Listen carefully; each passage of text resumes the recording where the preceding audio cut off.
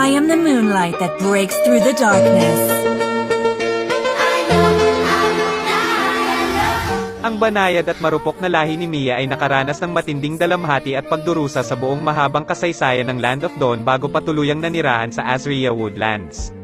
Kaya ating alamin ang kanyang naging buhay sa lugar na tinatawag na Land of Hope sa Land of Dawn. Ang mga elves ay nabubuhay ng napakatagal ngunit hindi sila nagtataglay ng immortal na katawan. Si Mia ay ipinanganak sa Lunar Temple sa panahon ng pagtatapos ng alitan.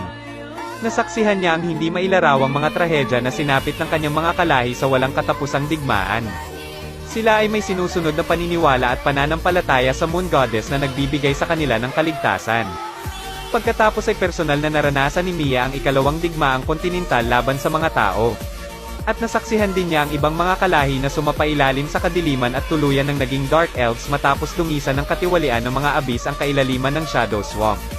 Nais ni Mia na magkaroon ng tahimik na buhay matapos masira ang kapalaran ng kanyang mga kalahi sa digmaan na nagbigay ng matinding galos sa kanila. At natupad ang kanyang hiling nang ginamit ng Moon Goddess ang lahat ng kanyang lakas para itayo ang Lunar Aegis na nagprotekta sa mga elves ng Azria Woodlands. At pinahintulutan sila upang umunlad sa ilalim ng proteksyon ng Lunar Aegis. Pagkatapos nito, ang Moon Goddess ay pumasok sa isang malalim na pagkatulog at si Mia ay naging miyembro ng priesthood. Sa loob ng libu-libong taon ay naglingkod siya sa Lunar Temple ng may ganap na kabanalan.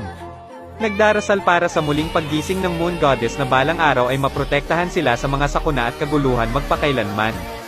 Gayunpaman ang panahong ito sa kanyang buhay ay nakatakdang magwakas. Sa patuloy na paglawak ng abis at ng mga demonyo ay muling binalot ng hamog ng digmaan ang Land of Dawn. Nang ang mga tao at ang Abyssal Demon ay nahulog sa isang pagkapatas ay lumitaw ang alitan sa pagitan ng mga elves tungkol sa kanilang mga saloobin sa mga digmaang naganap. At nadama ni Estes na ang mga abis ay magdadala ng kapahamakan sa buong kontinente at ang mga elves ay dapat gumawa ng aksyon at paraan upang puksain ang mga demonyo. Ngunit maraming mga elves ang naniniwala na ang kanilang mga kalahi ay nagdusa na ng sapat at hindi na dapat muling masangkot pa sa digmaan. Sa halip ay manirahan na lang ng ligtas sa loob ng Azria Woodlands sa ilalim ng proteksyon ng Moon Goddess sa itinayong Lunar Aegis. Ang hindi lang maintindihan ni Estes ay ang kanyang kapatid na si Mia na nasa kabaligtaran ng panloob na salungatan na ito. Sa kabila ng kanyang pagnanais para sa kapayapaan ay naalala pa rin ni Mia ang huling utos ng Moon Goddess na protektahan ang sarili niyang mga kalahi kahit anuman ang mangyari. Kaya naman ayaw na ni Mia na makakita pa ng mga elves na nagsasakripisyo ng buhay sa ngalan ng katwiran.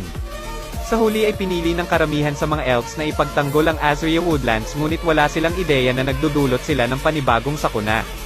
May kapasidad ang Lunar Aegis na pigilan ang pagkalat ng katiwalian